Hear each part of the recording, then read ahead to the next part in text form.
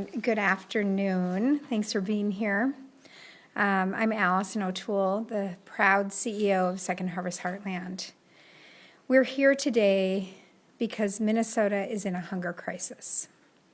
We recently released the findings from a statewide hunger study that showed 1 in 5 Minnesotans are food insecure, and that 30% of the families in our state are worried they won't be able to afford groceries in the next year.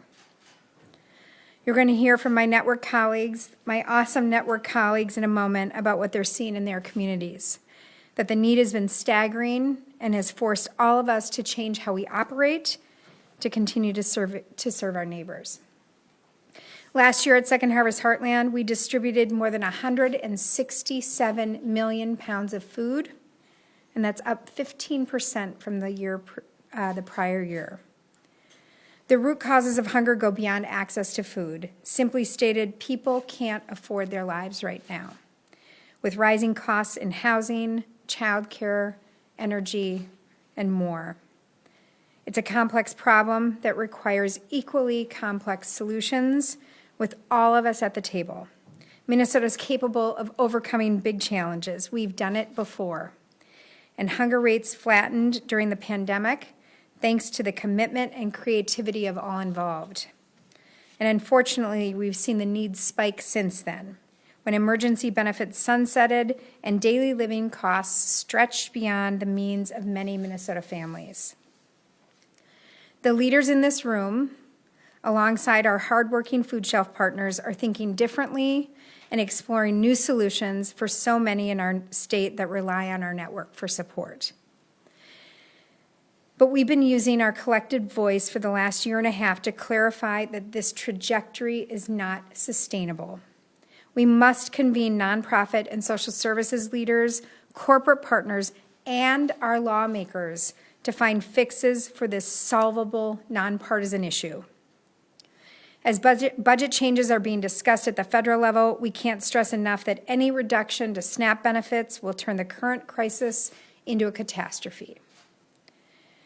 And we're gathering today to ensure our legislators understand the current state of hunger in Minnesota and the need for us to come together and strengthen, not cut, programs and policies that will help end hunger in Minnesota.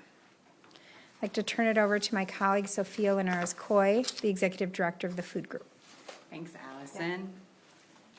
I'm Sophia Linares-Coy, Executive Director of the Food Group. I'm really glad to be here with food bank leaders statewide on Hunger Day on the Hill. It's a day that is coordinated by the Food Group and Partners to End Hunger Coalition. We have over 200 advocates from all throughout the state coming to just draw attention to this important issue. And the need to raise awareness about fighting hunger in our state is more important than ever, as Allison said. Minnesotans made over almost 9 million visits to food shelves in 2024. That's up 1.5 million visits from the prior record-breaking year. And what's interesting about looking at those visit trends is hunger really is a statewide issue. Visits are up in urban areas, in suburban areas, and in rural communities. The 487 food shelves in the state have worked tirelessly to expand their services, to nimbly meet community need, and I'm so grateful and inspired by the work that they do. But it's also, as Allison said, not sustainable. So it is why we are asking the state legislature to increase investment in the Minnesota Food Shelf Program. It's a program that the Food Group coordinates in partnership with Department of Children, Youth, and Families to get flexible grants to food shelves statewide. There has been additional one-time investments in this grant pot of funding over the last couple years, and now is simply not the time for food shelves to experience cuts in that funding. So as food shelf visit numbers indicate, food shelves play a really vital role in ensuring the health and well-being of Minnesotans. So we are doing everything we can to raise awareness and come up with policy solutions to support them. So I will now turn it over to Virginia Witherspoon from Channel 1 Food Bank in Rochester. Thank you. I'm Virginia Witherspoon, and I'm the Executive Director of Channel 1 Food Bank. We're located in Rochester, Minnesota, and we serve 13 counties in southeast Minnesota, all of which are rural. And we are facing a hunger crisis in southeast Minnesota. In our region, in partnership, Channel One distributed 18.9 million pounds of food during calendar year 2024. It was 14 million the year before, and when I started 7 years ago, it was barely 10 million. And we're doing that without a meaningful increase in our staff. And thank goodness we increased our distributions by 35% last year, because we had a 32% increase region-wide in new shopping visits. If you go back 2 years, that's 78%. So thinking about real numbers and real people, in January of 2022, about 15,000 people in southeast Minnesota visited food shelves, and that jumped to about 35,000 3 years later. It's just unsustainable. And the huge growth that we're seeing is in new shoppers. We have a food shelf on site at our food bank, and so we're directly serving about 10,000 people each month. And we saw a 40% increase in new shopping visits. So that's people who've never had to ask for help before. They were probably dropping a can or $1 in the office food and fundraising before they were finding themselves needing food. And in February, the shopping experience at our food shelf wasn't great. The pounds we distributed dropped. It's the first time we've distributed less than 500,000 pounds in a month since February of 2023. And that was because we just didn't have the food to distribute as much as we have been able to in the past. And that's because the food bank doesn't have enough food. If you look back and compare February of 2024 to February of 2025, we have 41% of the food that we had this time last year. And while we're facing an increased need in the people that need it. Our corporate donations are down 23%, and we're pulling every lever that we can to feed people. We completely rerouted our trucks across southeast Minnesota late summer, and because of that, we increased the food that we were rescuing from stores by 44%. But we don't have another lever like that to pull to get more food, and we're already making hard choices. We're not buying eggs anymore, and we're starting to ration milk across the region. If it weren't for the temporary funding that we got in the last session, people would be standing in line for food right now in rural Minnesota, and we would be turning some of them away. And without funding this session, we will be turning people away for food by August or September in rural southeast Minnesota. And with that, I want to turn it over to my colleague Susie Novak from North Country Food Bank in East Grand Forks. Hi, I'm Susie Novak-Belter from North Country Food Bank in East Grand Forks, Minnesota. We serve 21 counties in northwest and west central Minnesota. Very large geographic territory, not heavily populated. I think the total population is about 367,000 people. So we go long distances to serve very small communities. Last year was the busiest in the history of our organization. Our distribution was up nearly 20% last year, 16% the year before, and 13% the year before that. These are just huge numbers in our industries. And most of our agency partners are still seeing client visits increase 20 to 30%. This record high and still increasing demand, along with the significantly increased costs of food, make it extremely difficult for us to keep up with demand with no additional assistance. We're doing everything we can along with our Minnesota Food Bank partners to source and distribute food for our statewide network of food shelves and food distribution programs, but there's simply not enough food in the system to meet the rising demand. And there's no end in sight to the increased number of neighbors needing help. We've had a lot of numerous phone calls from agency partners and programs in recent months needing help, requesting funds. Some examples, the backpack program in Bemidji, they anticipated serving 350 kids this school year, and they got more than 650 applications. They weren't prepared for it and didn't have the funding for it, and they needed help. A mobile food distribution partner recently contacted us with concerns. They were getting between 250 to 300 families showing up at each distribution, and they only had about food enough for 200 families and were capping distributions. They just couldn't meet the need in that community. And a mobile food distribution in Bagley, it's a small town, about 1,300 people. 300 families show up on a regular basis. It used to be 150 families not even 6 months ago. And a really small town, Twin Valley, 700 people in the town, and over 150 families show up at each distribution for help. These are staggering numbers in our industry, just staggering. Our agency's partners' increased need for food has also tested our capacity at North Country. The sheer size of agency orders is overfilling our trucks. We're having to reroute, like Virginia mentioned. We're hire third-party carriers to help us get the food out. Agencies that used to get 1 delivery a month are now requesting 2 and 3 and 4 deliveries a month because they need the food. North Country and our partner food banks in Minnesota are well positioned to do this work. We provide a great deal of experience and value in this arena and have the ability to make a meaningful and substantial positive impact with the funding we're requesting. We can do so much good, but we need some help, and that's what we're asking for. The funding requested will help us make a difference across Minnesota. And now I will turn it over to Shay Morris of Second Harvest Northland in Duluth.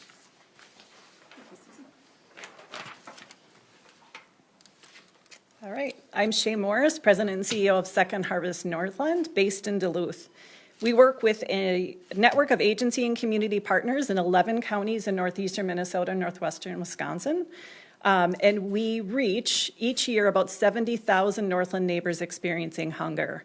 As I probably will not have a unique story today in terms of the growth and increase of demand and distribution that we've experienced over the last few years.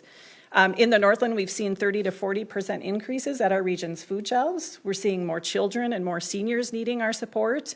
And certainly our food shelves, the 60 area food shelves and 4 tribal organizations within our region that we're working with are having a difficult time meeting demand. Resources, of course, are far less than the demand that we're all experiencing. I'd like to say that the 11 million meals that we were able to distribute is due in part to this great state of Minnesota that ensures that our neighbors have access to food. One of those neighbors, Kelly, works to support 4 growing teenage boys. She lives in Duluth. She has 4 boys that are active in sports, basketball and football, and she finds it really difficult right now to keep her fridge full so those boys can participate in their activities. She shares with us that food prices have been a huge financial strain on her household, and as a single mother working hard to support those boys, it's difficult. She said to us last week, "I don't know what I'd do without you." Kelly's story is not unique. We are seeing, again, as I shared, more seniors, more children visiting our hunger relief programs and accessing food.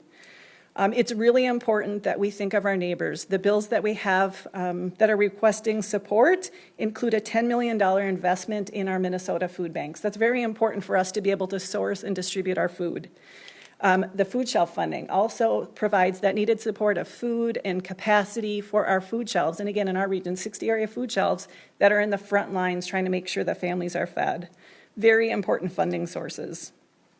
I would share that these investments stretch far beyond our hunger relief programs.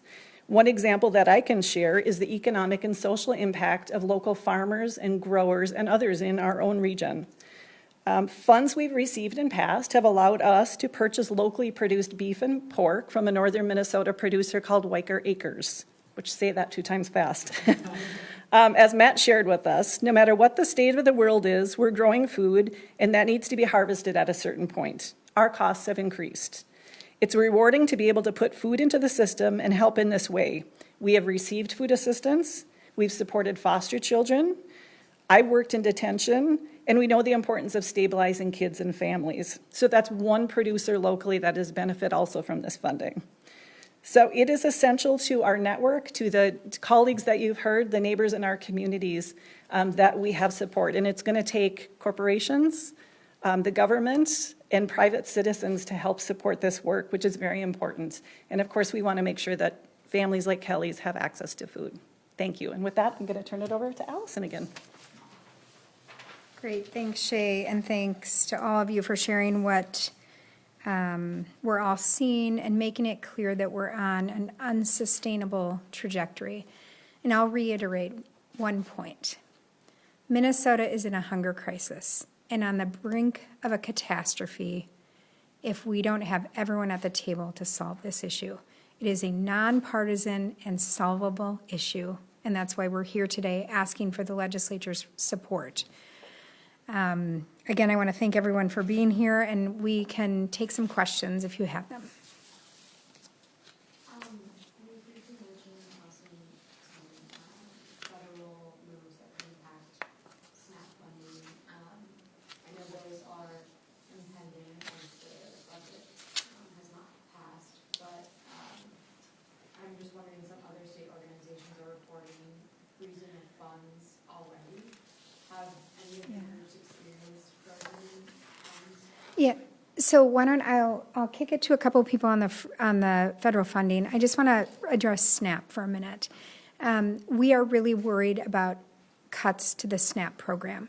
SNAP is a cornerstone of how we solve hunger across the country, and of course in Minnesota. For every meal that we distribute, SNAP distributes 9. And so it has 9 times our power. And when you think, I will speak on behalf of Second Harvest Heartland, in the last year we have distributed about 145 million meals. SNAP has 9 times that power. If there are cuts to that program, it puts even more pressure on the Hunger Relief Network that is already in crisis. And that's why I say a crisis is on the brink of a catastrophe when we're looking at those cuts. So whatever the mechanism is, they're pending. We are worried about that because it will overload us. And maybe Virginia wants to talk about other federal funding. Yeah, so 2 federal programs right now that are frozen that impact the hunger relief system. One is the LFPA grant program, and we found out a few days ago that people, including Channel One Food Bank, that got the second round of the LFPA funding, that grant is canceled. So that was $77,000 that we had committed to spend with local farmers that we're not going to be able to spend anymore. So that was money in our budget for food. And we know anecdotally from local food shelves in our region that some of those folks had also gotten grants, and they had planned to use that to buy food from local farmers to fulfill their protein needs for a year. So that impacts local farmers that had counted on that money, and also us, because we had counted on spending that money with them and getting that food to feed people. The other is that some of the government commodity or TFAP food is funded through CCC, and right now that's frozen, and that was 5% of Channel One's food last year.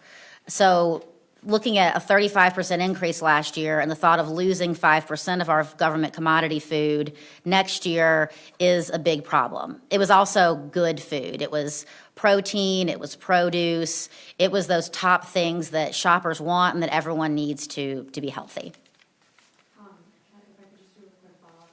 Were you, what was the kind of, how were you notified of those funds being frozen? And what was the, how that, what did that look like? We saw it in the news. Yeah, and I can just add a little bit from the food group's perspective. We also receive a couple USDA grants to support our work with emerging farmers, and we have been locked out of those grants with no word from USDA. So I think there's still a lot of confusion, and as Virginia mentioned, LFPA, that not only impacts kind of food banks, but very dramatic impacts to food shelves and their budget. So Prism, for example, is a food shelf in Golden Valley. They had a $30,000 LFPA grant. That was $30,000 in their food budget for this coming year. When food shelves are seeing record numbers, right, all of those funding streams matter a lot. So having the federal government not step in those ways. Also, these are guaranteed contracts. These are multi-year support that were signed. So everyone had them in their budgets. So I think there's a lot of scrambling right now.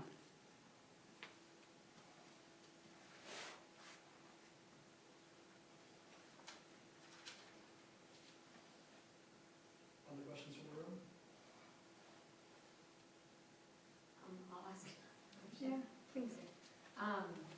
When we're talking about the 9 million figure and the 1 in 5 figures, Yeah. if somebody could just speak to what they believe, I know it might be hard to say, is contributing to those increases. Yeah, I'm happy to take a shot, and anyone else who wants to join me. I think we probably are, there's a chorus of this answer up here. So the food group just released its annual numbers of food shelf visits. That is a great data point that is released every year. Those food shelf visits have nearly doubled in the last few years. So staggering need. we released our first annual Minnesota hunger study, which shows 1 in 5 Minnesotans are food insecure. Before we contemplate any of these cuts that are coming from the federal government, people can't afford their lives. What we saw during the pandemic is everyone coming to the table, including the federal government, to provide extra benefits.